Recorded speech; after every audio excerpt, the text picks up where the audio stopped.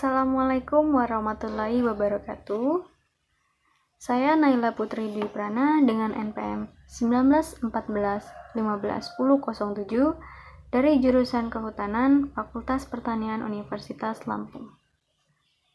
Untuk memenuhi tugas mata kuliah klimatologi, di sini saya akan mempresentasikan jurnal yang berjudul Klasifikasi Kerusakan Tegakan Tinggal Erosi Tanah Hutan dan Iklim Mikro untuk penetapan ambang batas dalam pemanenan tebang pilih di hutan alam. Jurnal ini berasal dari Jurnal Buletin Penelitian Hasil Hutan yang ditulis oleh Wesman Endom dan Zakaria Basari.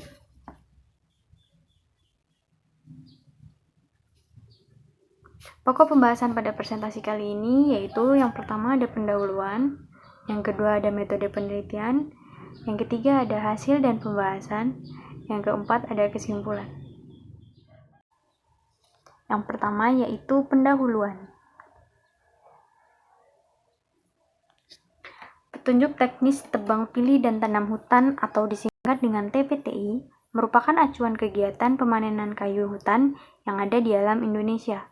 Namun, TPTI ini tidak memuat standar baku tingkat ukuran dan toleransi dampaknya.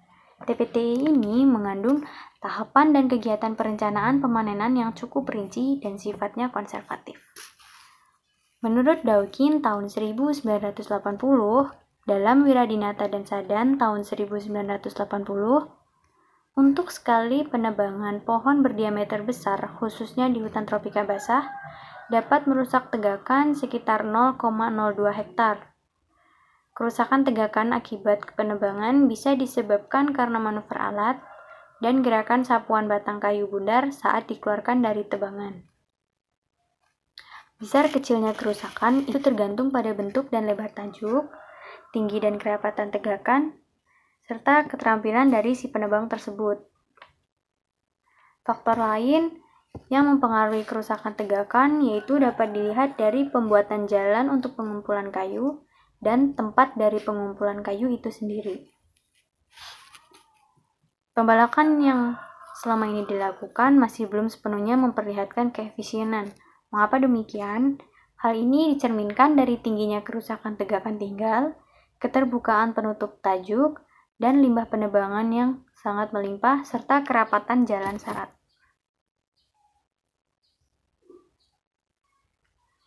Yang selanjutnya yaitu ada tujuan penelitian. Tujuan dari penelitian ini yaitu mengetahui informasi mengenai besaran dampak kegiatan dari pelaksanaan pembalakan dengan sasaran membuat klasifikasi kerusakan hutan dan menetapkan ambang batas. Yang selanjutnya yaitu ada metode penelitian. Penelitian ini berlokasi di areal kerja penebangan di PT IFA Jambi yang meliputi hutan primer yang sudah ditebang. Waktu penelitian dari penelitian ini yaitu pada tahun 1999 sampai tahun 2000. Pengumpulan data. Pengumpulan data dilakukan melalui pengamatan di lapangan maupun dengan cara pengutipan yang bertujuan untuk memperoleh data potensi tegakan awal sebelum pembalakan atau yang disingkat dengan ITSP.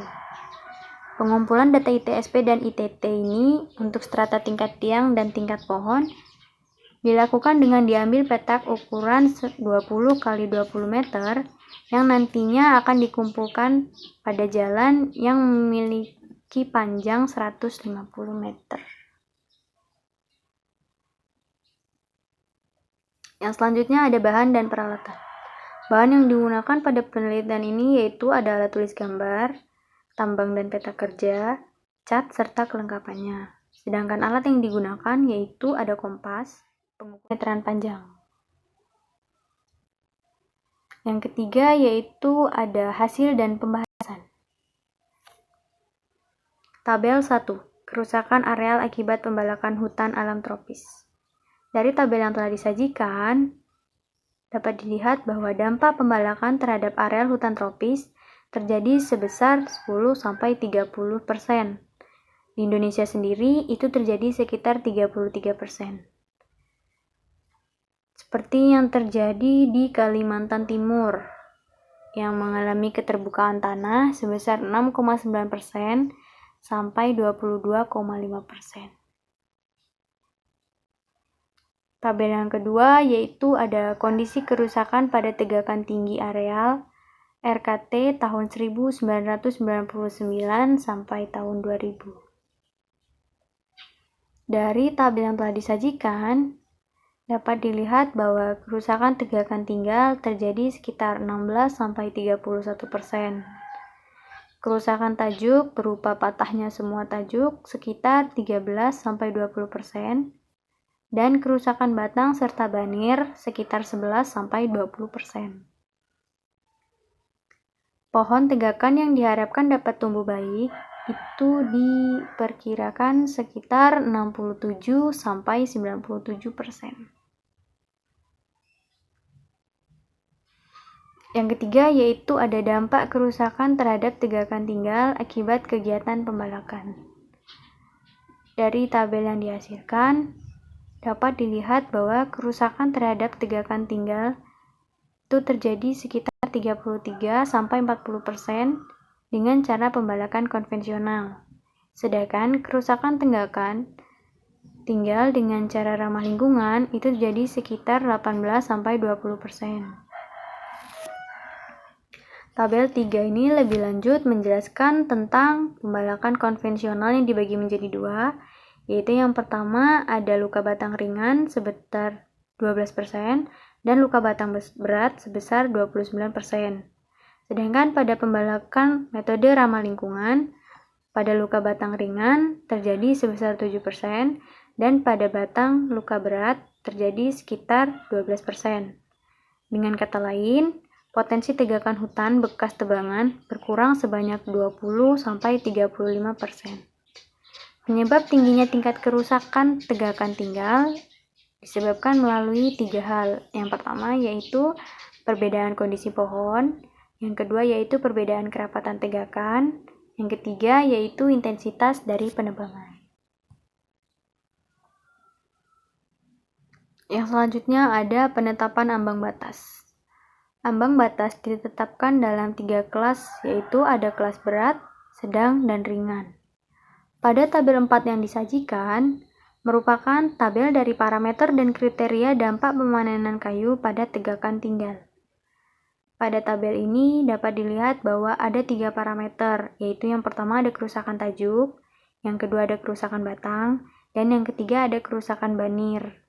Ketiga parameter ini dibagi atas 3 kelas, yaitu ada kelas berat, sedang, dan ringan, yang masing-masing kelas memiliki tingkat dampak yang berbeda-beda. Dari kriteria di atas, dapat diusulkan bahwa ambang batas pada kerusakan kelas ringan itu diperkirakan masih aman untuk keberlanjutan pengelolaan hutan di kedepannya. Tabel yang kelima yaitu merupakan parameter dan kriteria dampak pada tanah hutan. Pada tabel ini ada 3 parameter, yaitu yang pertama ada keterbukaan tanah, ada keterbukaan tajuk, dan ada perubahan lingkungan, seperti intensitas penebangan, tumbuhan bawah, dan penutupan tumpukan limbah tebangan di area tebangan. Tabel yang ke-6 yaitu ada parameter dan kriteria dampak pada iklim mikro. Pada tabel 6 ini ada 7 parameter. Yang pertama yaitu ada jalan utama, yang kedua yaitu ada jalan cabang, yang ketiga ada jalan sarat, yang keempat ada tempat pengumpulan kayu, yang kelima ada kupasan jalan sarat, yang keenam ada lebar jalan sarat, yang ketujuh ada erosi.